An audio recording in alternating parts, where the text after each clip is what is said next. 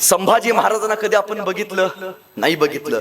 ज्या माणसाला कधी बघितलं नाही, ज्या माणसाला कधी पाहिलं नाही, तरी त्या माणसासाठी आज आपल्या डोळ्यात पाणी येतं, तरी त्या माणसासाठी जगावं का मरावं ही मनात इच्छा तयार होते. ज्या माणसाला कधी बघितलं नाही, ज्या माणसाला कधी पाहिलं नाही, तरी त्या माणसाच्या मुख यात्रेमध्ये लहान लहान मुलं संभाजी राजा परत यावा, या मातीमध्ये लढावा असं प्रत्येकाच्या मनाला वाटतं. 350 वर्ष उलटून गेली या मातीला, या राजाला बघून, पण आजही इथल्या मातीमध्ये संभाजी राजा नावाची ज्वाला तशीच धगधगत आहे का? अरे विचार करा. ज्या राजाला कधी पाहिलं नाही तरी त्या राजाचं नाव ऐकल्यावरती आपलं रक्त सळसळतं. मग लोहगावकर ज्यांनी साक्षात संभाजी महाराजांना बघितलं असेल, त्या माणसांचं नेमकं काय होत असेल? कदाचित शंभूराजे या तुमच्या गावात आले असतील, या गावातल्या लोकांनी संभाजी राजांना घोड्यावरती चालताना बघितलं असेल. कदाचित तुमच्या गावातल्या लोकांनी संभाजी राजांच्या सोबत शमशेर फिरवले असेल. कदाचित ज्या माणसांनी संभाजी राजांचं हसणं बघितलं असेल, ज्या माणसांनी संभाजी राजांचं रुसणं बघितलं असेल, ज्या माणसांनी संभाजी राजांचं जगणं चालणं बोलणं बघितलं असेल, त्या माणसाचं उग काय होत असेल? त्या माणसांचं त्यावेळी नक्की काय होत असेल? उगच शिवाजीराजे संभाजीराजे तुमच्या माझ्या मातीवरती अनंगित संस्कार करून नाही गेले, पण काय होती परिस्थिती या महाराष्ट्राची? या या मातीमध्ये शिवाजी महाराजांचा जन्म व्हायचा होता. ही माती अंधारली होती. 750 वर्ष या हिंदूंच्या मनगटातली रग संपली होती. होय, दिवसा ढवळ्या लेकींना उचलून घेतलं जायचं, नेलं जायचं. एका आईच्या समोर तिच्या लेकीला भोगलं जायचं, बापाच्या समोर लेकी सोबत बलात्कार केला जायचा. त्या सुद्धा या मनगटातली रग विजली होती. माय माऊलीचं स्वतःच्या रक्षण करायची उमेद सुद्धा आमच्या अंगात उरली नव्हती.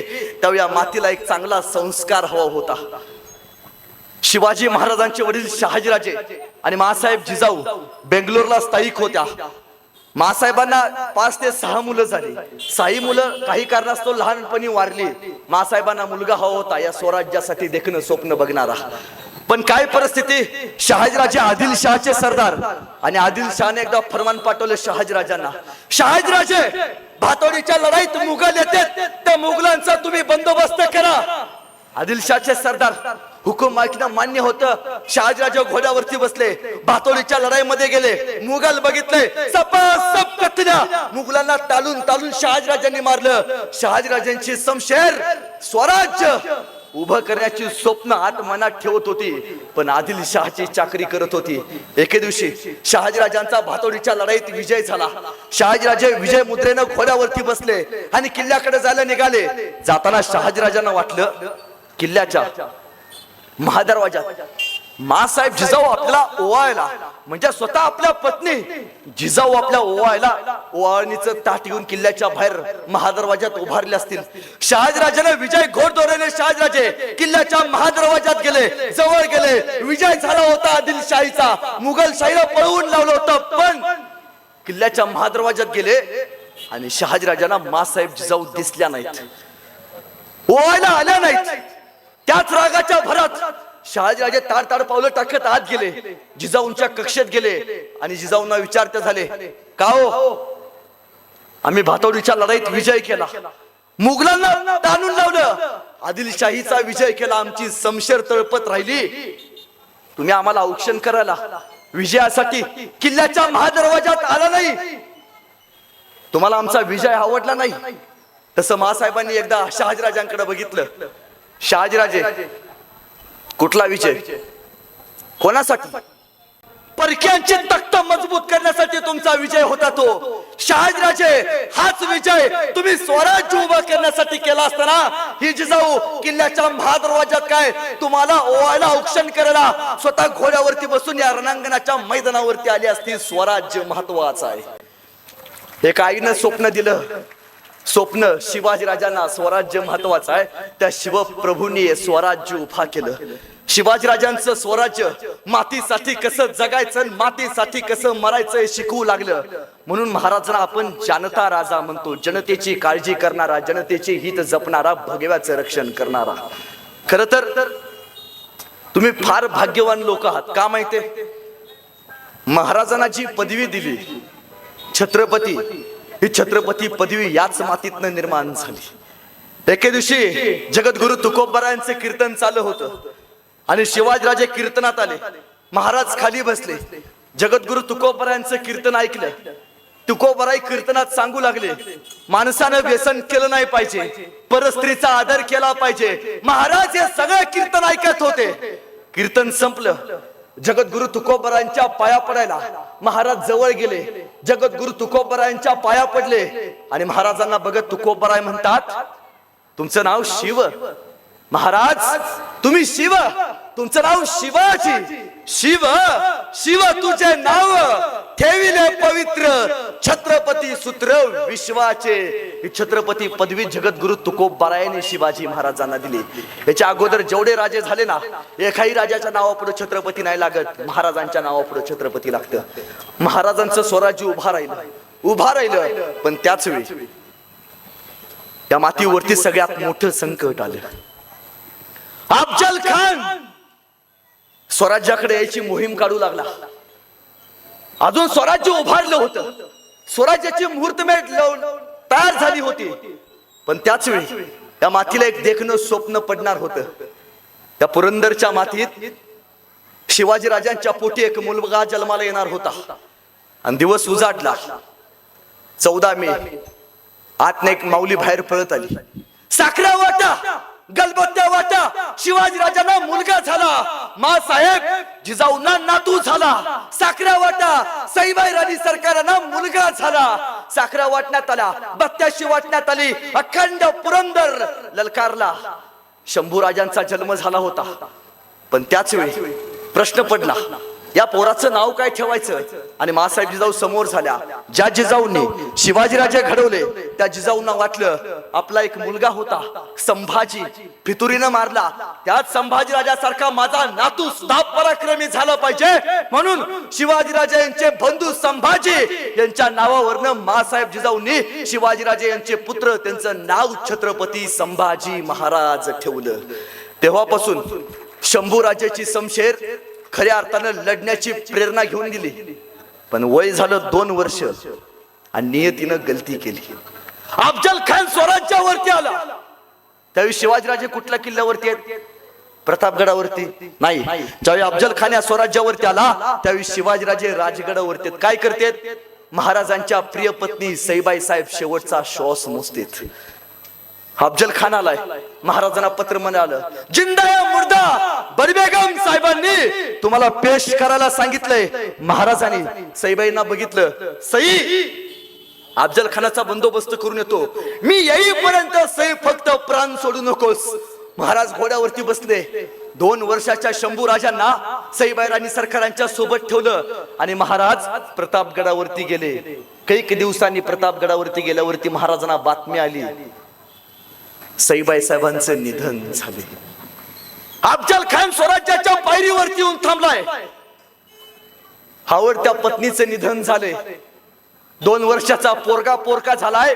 तर या माणसानं परिवार नाही निवडला, या माणसानं पहिल्यांदा स्वराज्य निवडलं. म्हणून होय, आजही इथं बसलेल्या अनेक माय माऊलींचा संसार जर कुणामुळे फुलला असेल तर तो फुललाय फक्त छत्रपती शिवाजी महाराजांमुळे. जर महाराज नसते, या माणसांनी स्वतःचा संसार केला नाही, छत्रपती शिवाजी महाराजांनी स्वतःचा संसार केला नाही, छत्रपती शिवाजी महाराजांनी स्वराज्याचा संसार केलाय, त्यावेळी तुमचा आणि माझा संसार फुललाय. संभाजीराजांचं वय वर्ष 2 आणि प्रश्न पडला मासाहेबांना, संभाजीराजांना दूध कोणी पाजायचं? आणि मासाहेबांनी बैठक बोलवली. नाना प्रकारच्या भागातली माय माऊली संभाजीराजांना दूध पाजायसाठी आल्या होत्या. का? शंभू राजांचं निधन झालं होतं. संभाजीराजांचं निधन झाल्यावरती मासाहेब जिजाऊंचा नातू संभाजी या मातीमध्ये तयार झाला होता. त्या संभाजीला दूध पाजायचं होतं. माय माऊली जमल्या आणि त्यावेळी मासाहेबांनी विचारलं, माझ्या मुलाचं शंभू राजाचं निधन झाले, त्या संभाजीच्या नावावरनं मी माझा नातू शिवाजीराजाचा मुलगा याचं नाव संभाजी ठेवलंय. या संभाजीराजाच्या मातोश्रींचं सुद्धा निधन झाले. या माझ्या शंभूला कोणी दूध पाजेल? तर एक मायमाऊली उभा राहिली, मासाब म्या पाजते की दूध.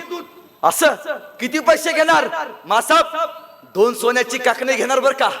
मासाहेब शांत उभारल्या, ती माऊली खाली बसली आणि कोण पाचेल एक जण उठून उभा राहिली. मासाहेब म्या पाचते की, किती घेणार ग पैसे? शंभूला दूध पाजायचं. मासाहेब 1 बिघा जमीन देणार बर का, तेव्हा मी माझ्या शंभूला दूध पाजतो. मासाहेब शांत बसल्या, त्यावेळी पाठीमागे एक माऊली उभारली होती. ती होती कापूर गोळा गावची. पुढे आली.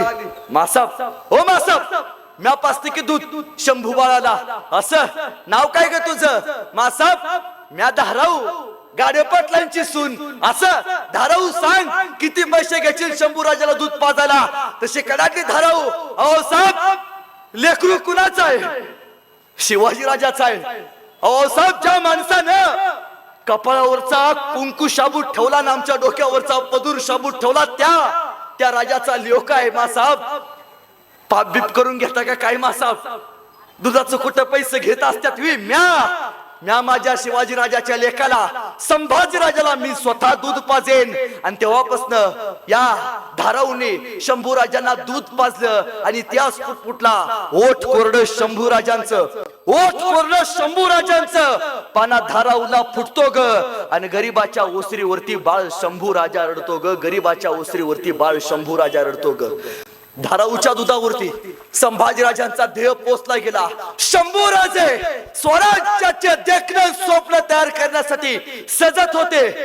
त्यावेळी मासाहेब जिजाऊंनी शिक्षणाचा सगळा अनुभव असताना शंभूराजांना शिक्षण द्यायचं ठरवलं. नाना विद्या, नाना कला, धर्मशास्त्र, अर्थशास्त्र, लाठीशास्त्र. तत्कालीन काळात संभाजीराजांना घोडा कसा चालवायचा, तलवार कशी फिरवायची, दांडूपट्टा कसा चालवायचा मासाहेबांनी शिकवलं. मासाहेब हे दुसरं विद्यापीठ शंभूराजांचं, आणि शंभूराजे मासाहेबांच्या हाताखाली उत्कृष्ट घोडा शिकू लागले. आणि तत्कालीन काळात घोड्याला सगळ्यात जास्त वेगवानपणे पळवणारा आणि पळत्या घोड्याला डोळ्याची पापणी लावते लावते तोपर्यंत रणांगणावरती गर्र करणा फिरवणारा एकाच राजा होऊन गेला. त्यांचं नाव छत्रपती संभाजी महाराज. दुसरी जिगर झाली नाही कोणाची. जिगर शंभूराजांसारखा इतिहास निर्माण करायची. पण शंभूराजे तलवार चालवायला शिकले, उत्तम लेखनी शिकले. संभाजीराजांनी अनेक ग्रंथ या मातीमध्ये लिहिले. बुद्धभूषणम सारखा उत्कृष्ट ग्रंथ शंभूराजांनी लिहिलाय. संभाजीराजांची लेखणी इतकी सुंदर होती की शिवाजीराजे कधी कधी संभाजीराजांची लेखणी होऊन भावुक व्हायचे. शिवाजीराजे म्हणायचे, वा काय लोक आहे, इतका उत्कृष्ट लेखणी चालवतो, एवढे सुंदर ग्रंथ लिहिले. खर तर ही प्रेरणाच मासाहेब जिजाऊंच्या संस्कारातून शंभूराजांकडे आली होती. संभाजीराजांचं वय आता वाढत होतं, शंभूराजांची शमशेर तळपत होते. आणि त्याच वेळी या महाराष्ट्रावरती सगळ्यात मोठं संकट आलं. मिर्झा राजा जयसिंह नावाचं. मिर्झा हिंदूच पण फितूर. मला माहिती आहे हिंदू धर्मात 2 प्रकारची लोक असतात. एक धर्मासाठी आणि भगव्यासाठी स्वतःचे प्राण अर्पण करणारे, आणि दुसरे धर्म बदलून स्वतःची लाल करणारे. यांचा या मातीमध्ये काही उपयोग नाही. जे धर्मासाठी जगतात ना तेच खरे हिंदू. मिर्झा हा हिंदू होता पण फितूर होता. का फितूर होता? या मिर्झानं संभाजीराजांच्या शिवाजीराजांच्या स्वराज्याच्या विरोधात वाटचाली चालू केल्या होत्या. पण त्यावेळी इतिहास एक सांगतोय, जी माणसं चांगली कामं करतात त्या माणसांच्या पाठीमागं इतिहास उभा राहतो, आणि जी माणसं चुकीच्या मार्गाने जातात ना त्यांची नोंद सुद्धा कधी इतिहासात घेत नाही. कधी सुद्धा इतिहास घेत नाही. इतिहासात तुम्हाला शिवाजीराजांचं नाव बघायला मिळेल, पण इतिहासात तुम्हाला कुठेच मिर्झा राजा जयसिंह याचा पराक्रमाचा इतिहास बघायला नाही मिळणार. ही माती फक्त विजय होणाऱ्या माणसांचीच नोंद घेते. मिर्झा आला खुलेआम रेत छायला चालू केली. मिर्झानं खुलेआम लंगड्या तोड चालू केली. मिर्झाचे सैनिक यायचे, एखादी कवळी पोरगी दिसायचे, भोगायचे, बदअमल करायचे. महाराजांना वाटलं किल्ल्यापेक्षा स्वराज्य महत्वाचा आहे, रयत महत्वाचे आहे. एका राजाला वाटला नाही आपला मतदारसंघ वाचवावा. महाराजांनी रयतेसाठी स्वराज्यासाठी तह करायचा ठरवला, आणि तहात शिवप्रभूंनी 23 किल्ले बहाल केले. 16 किल्ले उरले महाराजांकडे. सगळं म्हटलं संपलंय. ज्या माणसाने एवढं मोठं स्वराज्य उभा केलं त्या माणसाचं स्वप्न एका क्षणात संपलं. रानावनातल्या शेतकऱ्याच्या कष्टकऱ्यांच्या पोरांच्या हातात समशेर देऊन ज्या माणसानं हिंदवी स्वराज्याचं स्वप्न बघितलं त्या शिवाजीराजाचं स्वप्न भंगलं नाही. महाराजांचा ज्यावेळी तह झाला त्यावेळी तहात महाराजांकडे फक्त 16 किल्ले उरले. 9 वर्षांनी महाराजांचा राज्याभिषेक झाला. राज्याभिषेक शक्य नोंद आहे. महाराजांकडे 365 किल्ल्यांचं साम्राज्य आहे. 365. एकही गोष्ट तुम्हाला बघायला मिळत नाही जिथं महाराज दमले असतील, जिथं महाराज थकले असतील. नाही, पर्याय शोधलाय महाराजांनी प्रत्येक गोष्टीवरती पर्याय. त्यावेळी शंभूराजांचं वय वर्ष होतं 9. तह झाला आणि औरंगजेबाचा वाढदिवस आग्र्याला. त्याचा पण हॅपी बर्थडे बेहण्याचा. आणि त्यानं पत्र पाठवलं महाराजांना, महाराज तुम्ही 5000 मनसबदारी आणि पुत्र शंभूराजे यांना 7000 मनसबदारी देण्यात आली. जणू त्यावेळीच कळालं होतं बापापेक्षा एक काकण पोरग चढच निघणार आहे. होय, शंभूराजे शिवाजीराजे जेवढे पराक्रमी होते त्यापेक्षा कैक पटीनं शंभूराजे तापट आणि पराक्रमी होते. शिवाजीराजांचा पराक्रम अलौकिक, पण शिवाजीराजांचा पराक्रम हा स्वराज्य निर्माण करण्यासाठी होता. संभाजीराजांचा पराक्रम स्वराज्य वाढवण्यासाठी होता, स्वराज्य अभेद्य ठेवण्यासाठी होता. एका राजानं स्वराज्य निर्माण केलं, एका राजानं स्वराज्य अभेद्य ठेवलं. आणि महाराज निघाले महाराष्ट्रातलं आग्रा. मिर्झा राजा जयसिंगच्या सांगण्यावरनं महाराज औरंगजेबाच्या भेटीला निघाले. महाराज घोड्यावरती बसले. सोबत 9 वर्षाच्या संभाजीराजांना घेतले. त्यावेळी जाताना वाटेत काहीतरी प्रश्न पडला असेल. एसटी नव्हती, हाफ तिकीट नव्हतं, घोड्यावरती जायला लागायचं. जायला 2 महिने लागले. वाटेत काहीतरी विचारलं असेल शिवाजीराजेने. काय म्हणले असतील शिवाजीराजे शंभूराजांना, शंभूराजे लोहगावला 2 एकर घेऊन ठेवले, तू ऊस लावून मोकळा हो. नाही शिकवलं. सांगितलं एका बापानं आपल्या पोराला, शंभूराजे आतापर्यंत शत्रू समोरनं वार करत होते. शंभूराजे तुमच्या काळात शत्रू पाठीवरनं वार करणार असणार आहेत. पाठ भक्कम करा. एका राजानं आपल्या लेकाला शिकवलंय. तुम्हाला वाटतं तुमच्या पोटी छावा जन्माला यावा, ताईनो तुम्हाला वाटतं तुमच्या पोटी छावा जन्माला यावा, तर यासाठी बाप पहिल्यांदा सिंह असला पाहिजे. छत्रपती शिवाजी महाराज सिंह होते, त्यावेळी त्यांच्या पोटी संभाजी राजा नावाचा छावा जन्माला आला.